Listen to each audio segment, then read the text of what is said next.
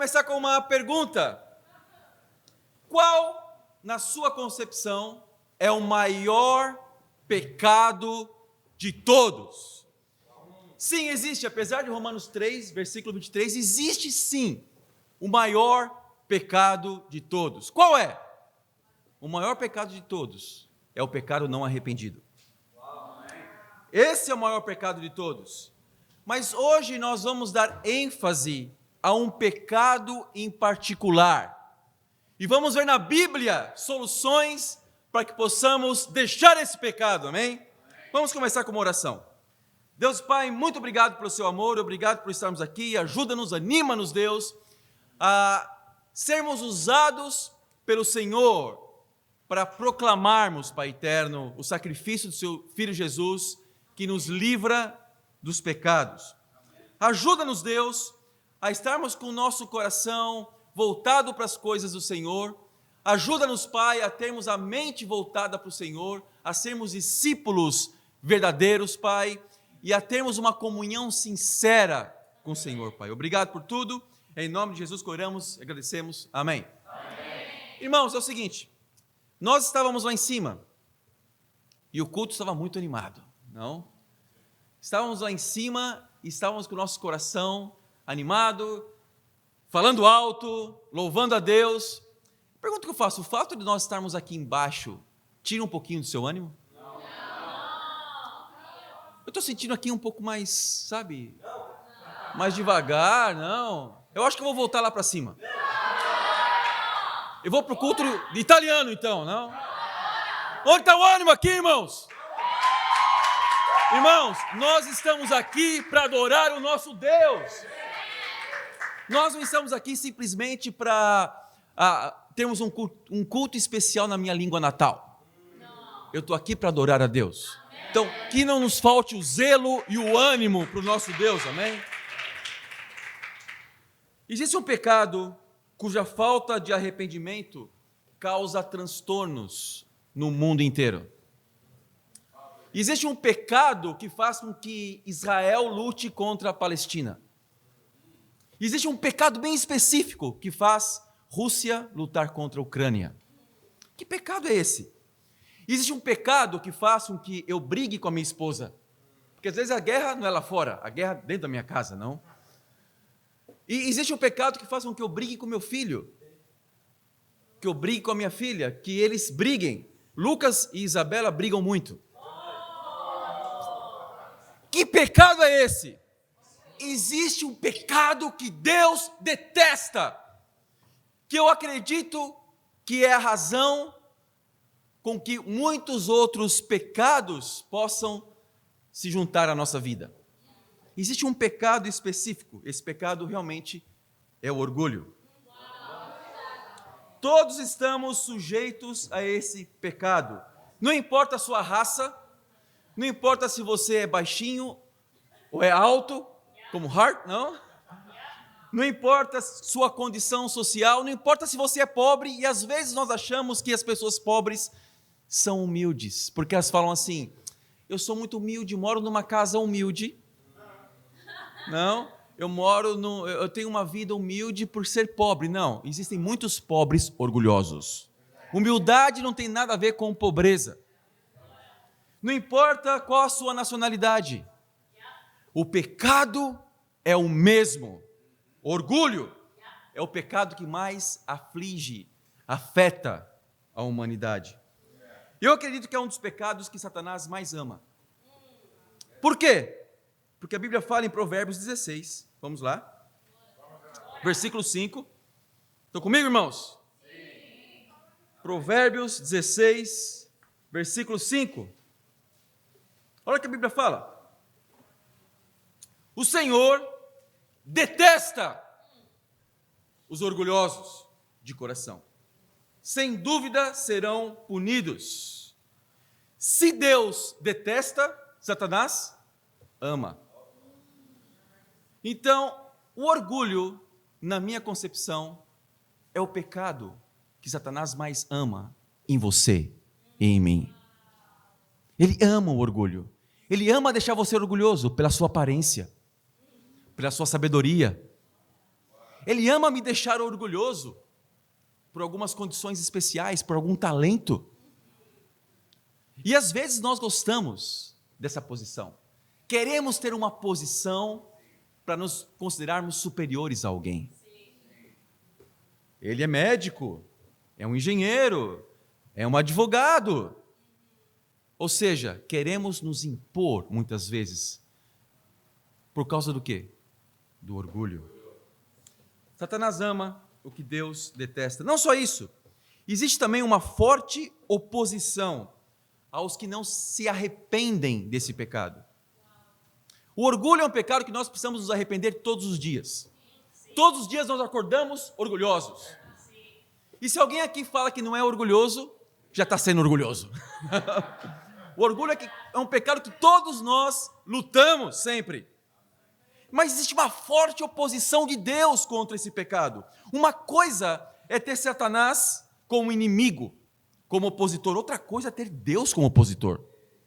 É bom ter Satanás como opositor, mas péssimo ter Deus como opositor. Isso é terrível. E a Bíblia fala em Tiago 4, versículo 6. Vamos lá. Tiago capítulo 4, versículo 6. Mas ele nos concede graça maior.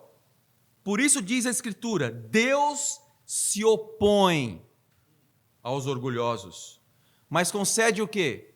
Graça aos humildes. Ou seja, Deus é o opositor. Ele se opõe às pessoas orgulhosas. Você se considera uma pessoa orgulhosa? Eu me considerava muito humilde, antes de ser discípulo, em algumas ocasiões também depois de ser discípulo. Eu achava antes de ser discípulo que eu era o rei da humildade. Onde eu passava, eu deixava um rastro onde flores cresciam. Não? Assim eu me sentia antes. Falou em humildade, falou em Renato.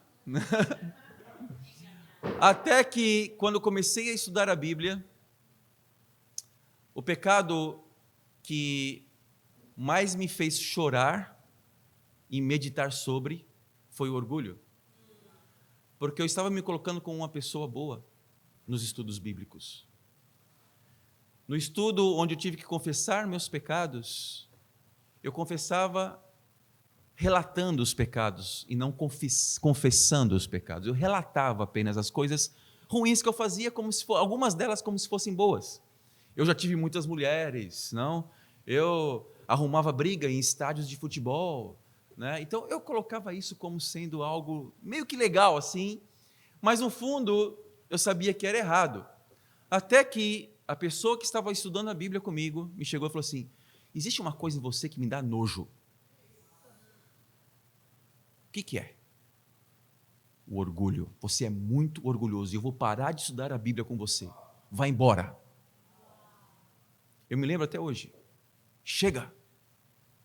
Enquanto você estiver com esse coração de relatar o que você fazia de ruim, mas não sentir dor no coração, de nada adiantam os estudos bíblicos.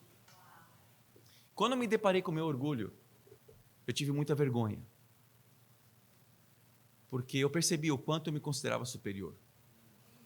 Isso é terrível, não? E para a vergonha de alguns, não é Satanás que tem te perseguido, mas é Deus. Uma coisa é ter Satanás como perseguidor, outra coisa é ter Deus. Quem te persegue hoje? Talvez Deus esteja se opondo, mas nós não temos noção dessa oposição de Deus. Por quê? Porque o orgulho é um pecado invisível. Não é um pecado aparente. Dá para ver pessoas orgulhosas pelo olhar, mas você não se dá conta do seu olhar. Dá para ver pessoas orgulhosas pela maneira de andar, mas você não se dá conta como você anda, como você olha, o que você pensa. O orgulho, ele é manifesto nos seus pensamentos para você mesmo. Sabe qual a conversa mais importante que você pode ter? É aquela que você tem com você mesmo. Saindo daqui agora, Você vai pensar para você mesmo, olha, você viu o cabelo daquela irmã? Não, você viu a roupa daquele irmão? Não, você viu? E começa a pensar para você mesmo muitas coisas. Essa conversa mais importante é a conversa que Deus mais presta atenção na sua vida. É o que você fala para você mesmo. Aí está revelado o orgulho. Começamos a nos comparar com outras pessoas, a nos sentirmos mal, começamos a fazer com que raízes de amargura brotem no nosso coração, começamos a ter inveja, os nossos pensamentos, as nossas conversas pessoais revelam muito do nosso caráter. Você já reparou no que você conversa com você mesmo? Terrível, não? Mas tem uma solução, amém, irmãos? Podemos lutar contra esse pecado porque nós temos a palavra de Deus. Temos o discipulado. O que é o discipulado? O discipulado é uma ajuda que nós temos de irmãos com a Bíblia aberta para entrar no nosso coração, amém? Isso é o discipulado. Então Deus quer entrar no seu coração, destruir o nosso orgulho, para que possamos ter um relacionamento verdadeiro com Ele, os nossos pensamentos, para que eles sejam pensamentos que agradam a Deus. Tomem cuidado com os seus pensamentos pessoais, com você mesmo, porque isso pode revelar muita coisa do nosso caráter, não? Mas o orgulho é isso, ele é invisível, ele é como se fosse um colar, não? Que você tem, todo mundo vê, mas você não vê. É como se fosse uma melancia pendurada no pescoço. Grande, incômoda, mas você não consegue enxergar. E a Bíblia fala sobre isso em Salmos, capítulo 73, versículo 6.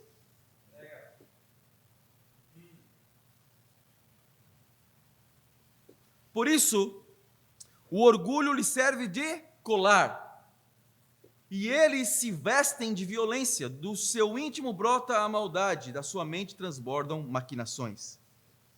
Então, o orgulho é algo invisível, mas agora nós vamos ver 3 pontos específicos que nos deixam claras as características de um orgulhoso. Amém? Vamos lá, primeiro ponto. Primeira característica de um orgulhoso: busca mais aprovação de homens do que a aprovação de Deus. Busca mais aprovação de pessoas. Está aqui preocupado com o que o fulano vai pensar como eu estou vestindo. Não? Está aqui preocupado com a minha performance no convívio. Se eu vou agradar alguém, não? Mais preocupado com coisas externas do que com o seu próprio coração. Então, uma pessoa orgulhosa, uma das características principais é que a pessoa busca mais aprovação de homens do que a aprovação de Deus. Gálatas capítulo 1, versículo 10. Gálatas 1, 10. Acaso busco eu agora a aprovação dos homens ou a de Deus? Ou estou tentando agradar homens? Se eu ainda estivesse procurando agradar homens, não seria o quê? Servo. De quem? De Cristo. Olha que incrível escritura. Se a minha preocupação está nas coisas externas, mais do que meu próprio coração em relação a Deus, eu estou buscando a minha própria aprovação, mas não estou sendo o quê? Servo. Eu acho que se existe uma palavra sinônima à de Cristo, é servidão. Ele veio para servir cada um de nós, nos ensinar a sermos humildes. Normalmente uma pessoa orgulhosa tem uma necessidade imensa de ser reconhecida. Imensa, não? Por quê? Porque se preocupa com o que as pessoas pensam. Outra coisa muito interessante, de quem se preocupa mais com a aprovação de homens do que a aprovação de Deus, é quando alguém que é desafiado com a palavra de Deus, seja num estudo bíblico ou não, seja num tempo de discipulado, essa pessoa normalmente se sente vítima do seu próprio pecado. É como você culpasse alguém, algo, por aquilo que você faz. Ou algumas pessoas culpam o signo que ela pertence. Não? É porque eu sou de câncer, por isso que eu sou assim. Eu sou de aquários, então a culpa é do meu signo. Tem até uma música no Brasil que é A Culpa é do Meu Signo. Tirando toda a responsabilidade do pecado, não? Então a culpa não é minha, a culpa é como eu fui criado, a culpa é porque eu tive muita dificuldade quando eu era criança, a culpa é porque eu tive um pai como esse, a culpa é porque eu fui abusado, porque eu fui abusada, é por isso que eu sou assim, eu sou uma vítima, eu sou brasileiro, eu sou pobre, moro numa comunidade lá no Rio de Janeiro, então a culpa é essa. Culpamos qualquer coisa, culpamos a temperatura, culpamos nossos pais, culpamos muitas coisas. Meu coração muitas vezes está ruim. Não é por culpa de pessoas, mas é por culpa do meu coração. Esse que é o problema. Uma pessoa que pensa assim, uma pessoa autopiedosa, ela tem tudo para ser amarga. A amargura nasce da autopiedade. E começamos a achar que somos vítimas das situações. E, num tempo de discipulado, ou no estudo bíblico, pensamos assim para nós mesmos: essa pessoa nunca me encoraja. Essa pessoa sempre está falando aquilo que eu preciso mudar. Essa pessoa, toda vez que eu vou ter tempo de discipulado com ela, eu sei que eu vou sair com a orelha quente, doendo, vermelha, de tanto escutar o que eu preciso mudar. Você não me encoraja nenhuma vez. Eu quero trocar de discipulador, porque ele não me encoraja. Sabe de uma coisa? Se alguém reclama de falta de encorajamento, mas não se arrepende do seu pecado, você não quer encorajamento, você quer bajulação, que é diferente. Alguém que faça carinho no seu pecado, não, vai lá e fala assim: coitadinho, não, sempre foi injustiçado na vida. Não, Deus não quer bajulação, Deus quer arrependimento de cada um de nós, amém?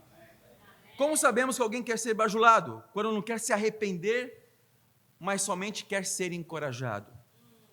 Cuidado, você pode ter um colar no seu pescoço, que você não está vendo, não? Outra característica de alguém orgulhoso, ela rebate o discipulado quando o discipulado quer te corrigir. Tem muito a ver com o primeiro ponto, mas existe um Provérbios para isso, muito conhecido, Provérbios 13, versículo 18. Provérbios 13, 18, diz assim: quem despreza a disciplina cai na pobreza e na vergonha, mas quem acolhe a repreensão recebe tratamento honroso. Não? Olha que interessante, nós muitas vezes queremos ser honrados, poucas vezes nós queremos pagar o preço para sermos honrados, mas existe um preço, esse preço é a humildade, amém? A única vítima do nosso pecado foi Jesus, não somos nós. Jesus foi a única vítima. Hebreus 12, versículo 3, diz assim: pensem bem naquele que suportou tal oposição dos pecadores contra si mesmo, para que vocês não se cansem nem desanimem. Na luta contra o pecado, vocês ainda não resistiram até o ponto de derramar o próprio sangue. Uau! Então Jesus é a única vítima do nosso pecado. E quando nós olhamos para a cruz de Cristo, nós ficamos mais animados e ao mesmo tempo constrangidos para podermos mudar coisas profundas do nosso coração. Humildade é isso. Humildade é querer mudar o nosso coração. Existe algum pecado escondido aí? Alguma coisinha que você ainda está te incomodando e você não fala? É porque existe um outro pecado maior que não deixa você falar, que é o orgulho. Quando você vence o orgulho, você quebra a sua aparência, quebra os seus rótulos, você quebra tudo e se coloca à disposição de Deus. Esse é o grande segredo. À medida que nós nos colocamos à disposição de Deus, quebramos nosso orgulho, nossa vida se torna um livro aberto, amém? E é isso que nós queremos, estarmos abertos para o nosso Deus. Outra coisa interessante, terceiro e último ponto, mais uma característica de alguém orgulhoso: rebate a Bíblia mesmo quando ela é clara. Eu sei que existem muitos pontos aí de uma pessoa orgulhosa, mas eu quis ressaltar justamente esses 3 pontos. Mas outra característica interessante é que uma pessoa orgulhosa, ela rebate a Bíblia, mesmo quando a Bíblia está escancarada, aberta na sua frente. Você vê claramente uma escritura que lida com o seu coração, mas, como bom brasileiro, vamos dar um jeitinho para que a coisa seja um pouco diferente, não? E assim nós vamos vendo, vamos lá, não, vamos ver, vamos examinar o contexto, né? Começamos a apresentar muitas desculpas quando a Bíblia é muito clara, não podemos rebater a Bíblia. Quando nós fazemos isso é para rebater, para proteger o nosso próprio pecado. Irmãos, eu sei que é uma pregação que eu estou falando muito de orgulho, muito de pecado, eu estou falando muito de coisas que nós precisamos mudar. Eu sei que muitos de nós vão sair daqui com a orelha quente, não? Eu não tenho dúvidas. E talvez você pense assim para você mesmo: eu não estou sendo encorajado, Renato. Normalmente as pregações têm que encorajar, não? Mas para uma pessoa humilde, a repreensão é encorajamento. Repreensão é encorajamento. Se você sair daqui com a orelha quente, seja grato, amém? Porque minha orelha está ardendo aqui, não? Eu preciso sempre escutar a palavra de Deus e colocar a palavra de Deus em primeiro lugar na minha vida. Mas quando rebatemos, é porque nós colocamos alguma falsa doutrina como uma doutrina mais importante do que a palavra de Deus, não? A Bíblia fala em Marcos 8, versículo 15, vamos lá, rapidamente? Marcos 8, 15, fala assim: advertiu-os Jesus: estejam atentos e tenham cuidado com o fermento dos fariseus e com o fermento de Herodes. E eles discutiam entre si, dizendo: é porque não temos pão. Percebendo a discussão, Jesus lhes perguntou: por que vocês ainda estão discutindo sobre não terem pão? Ainda não compreendem, nem percebem? O coração de vocês está endurecido? Ou seja, irmãos, aos que acreditam em doutrinas idólatras, mesmo com a Bíblia falando claramente contra, mesmo com Jesus ali presente falando, preferimos escutar a nossa própria voz do que a voz da palavra de Deus. Que voz nós escutamos mais? O que conduz a minha vida? O que conduz a minha vida tem que ser a Bíblia, não? E não as minhas tradições e aquilo que eu penso. Então, nós muitas vezes temos essa tendência, a tendência de colocar o nosso contexto, a nossa vida, como mais importante do que a palavra de Deus. Existem algumas questões religiosas que podem nos impedir de nos aproximarmos de Deus com humildade. Uma delas é quando nós achamos que há discípulos em outras denominações, mesmo em denominações que não acreditam em batismo para a salvação. Mesmo a Bíblia deixando claro para você, lá em 1 Pedro 3, versículo 21, não precisa ir lá, que o batismo que agora também salva vocês, mesmo assim a Bíblia falando tão claro, mas a minha tradição religiosa é tão forte, a minha ligação emocional com a igreja é tão forte, ou a igreja na qual eu fui criado, ou as minhas amizades, não? Ou, sei lá, a igreja é um clube para mim. Sabe o que é um clube? O que é um clube? É o lugar onde você vai, se diverte, se relaciona e vai embora para casa. E se sente bem, superficialmente. E por conta disso, a igreja é meu clube, a igreja que eu fui criado, a minha ligação emocional é tão importante para mim, que eu me tapo para a verdade. E quando a Bíblia deixa claro, eu prefiro dar ouvidos às minhas tradições. Você acredita que batismo salva? Em que momento se deu a sua salvação, se você se considera salvo? Quando você aceitou Jesus no coração? Aí? Ou quando você foi batizado, quando você não tinha nem 1 ano de idade? Eu fui batizado, eu só lembro que minha mãe falava que o padre que me batizou quando eu era católico se chamava Renato, por isso que eu chamo Renato. Não é um nome ruim, não. Ao menos no Brasil. Ok, mas eu me arrependi dos meus pecados? Eu tinha fé? Não! E a Bíblia fala que requisitos para que uma pessoa seja batizada é necessário fé, é necessário arrependimento dos pecados. Mas quando a Bíblia me deixou isso clara, a minha tendência foi o quê? Buscar desculpas para não encarar a verdade. Só com batismo uma pessoa é salva. E quais são as desculpas?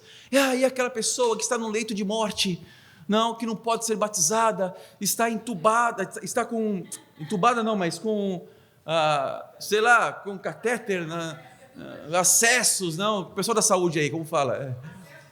Acesso venoso, ok? Está aí cheio e não pode, o médico não permite que essa pessoa seja batizada, mas ela estudou a Bíblia, ela quer ser batizada, soberania de Deus.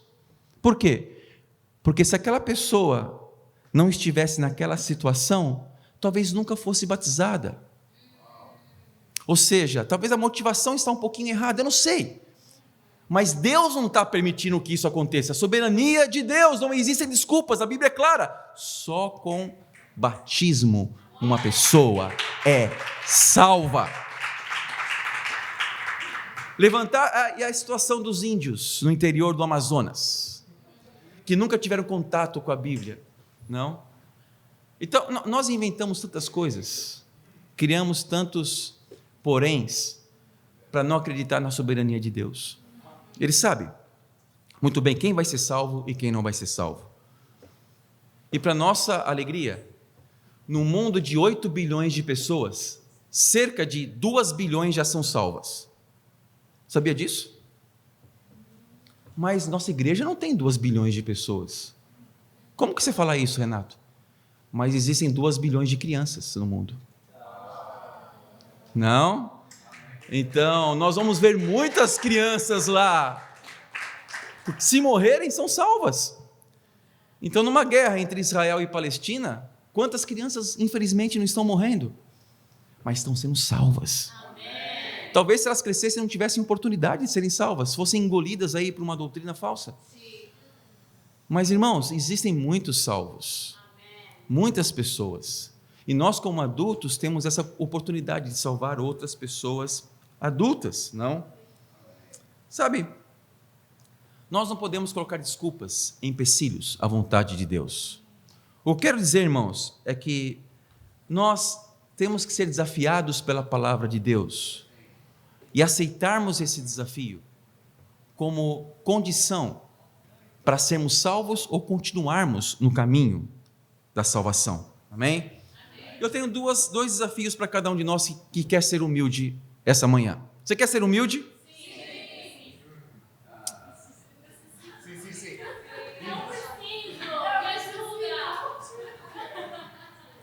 Quer ser humilde mesmo? Você quer ser perfeito? Quem aqui quer ser perfeito? Levanta a mão.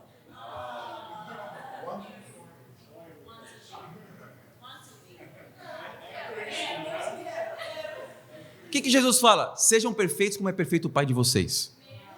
Se você não quer ser perfeito, você é orgulhoso. É o contrário. Se você é um discípulo, você é um aprendiz de uma pessoa perfeita porque você quer ser perfeito como Jesus.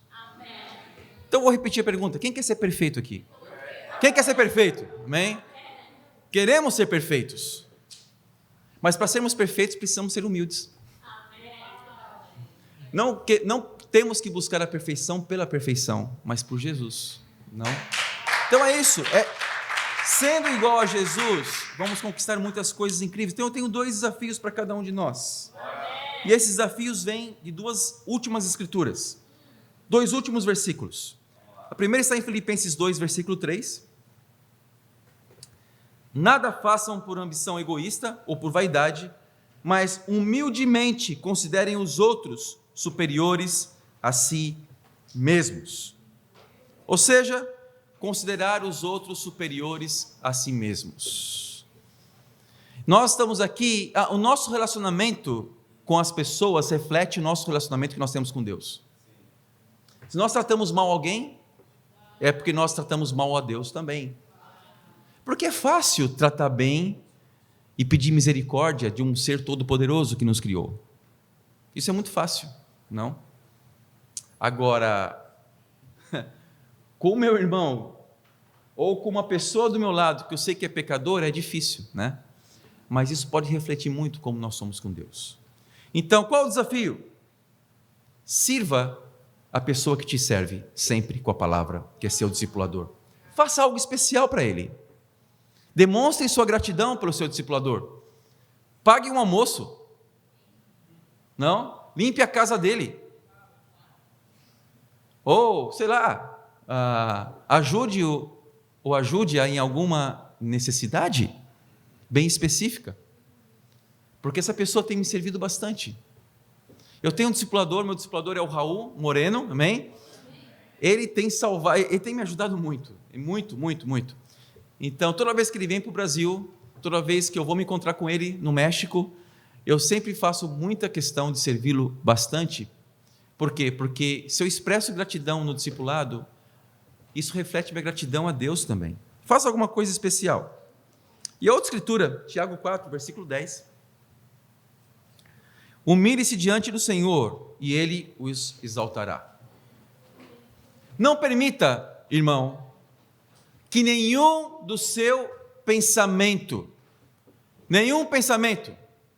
Jade, espera um pouquinho aí que eu vou falar de você agora.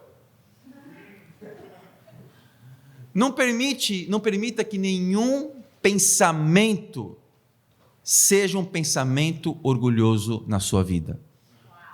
Não permite que a conversa que você tem consigo mesmo seja uma conversa destrutiva.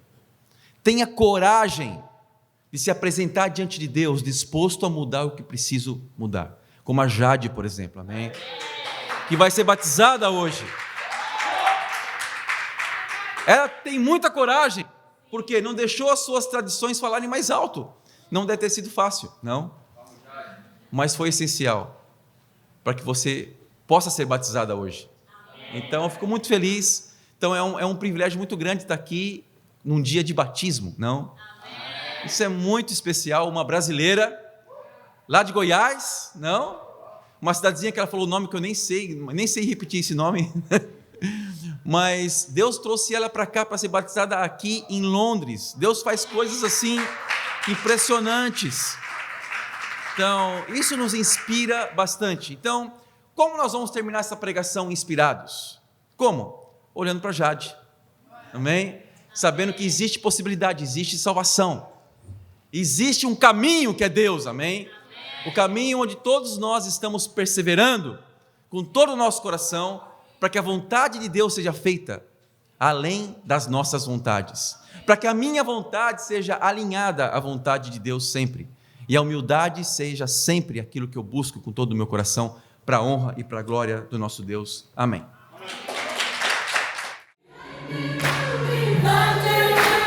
Amém.